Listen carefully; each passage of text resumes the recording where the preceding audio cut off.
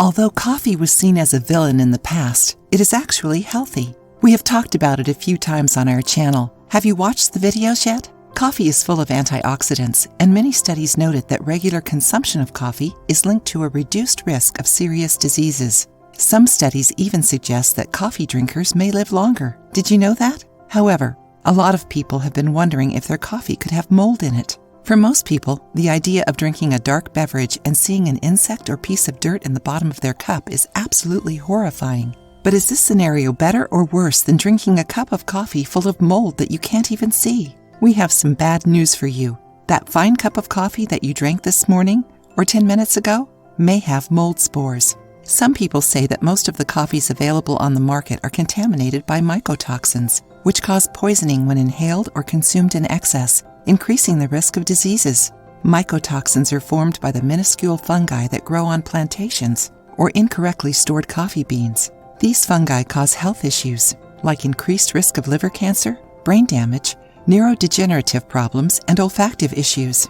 Mycotoxins may also be linked to dopamine depletion, which leads to symptoms of depression and chronic fatigue. It is worth remembering that coffee is still considered by most doctors and health professionals to be perfectly safe for daily consumption for adults. And if your liver is healthy and working correctly, it shouldn't have any problems eliminating mycotoxin residues from your body. However, if one ingests big amounts of mycotoxins, for instance, through frequent consumption of highly contaminated coffee, they may start having severe health issues. Enjoying the video? Then give it a like and share it with your friends. You can also contribute to the channel through the thanks button. Don't forget to subscribe to be notified of any new videos. Here are some suggestions to keep mold spores away from your coffee, and more importantly, away from your body. Drink only coffee made with beans cultivated in altitude. High altitudes create drier climates, and these dry climates are considered less hospitable to mold than areas with lots of rain or humidity.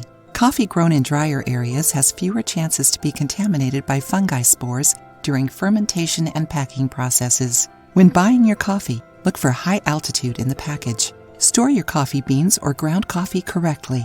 Dry coffee must be kept in an opaque and airtight container where it won't be exposed to humidity, heat, and/or light. These steps help avoid coffee from getting moldy or old.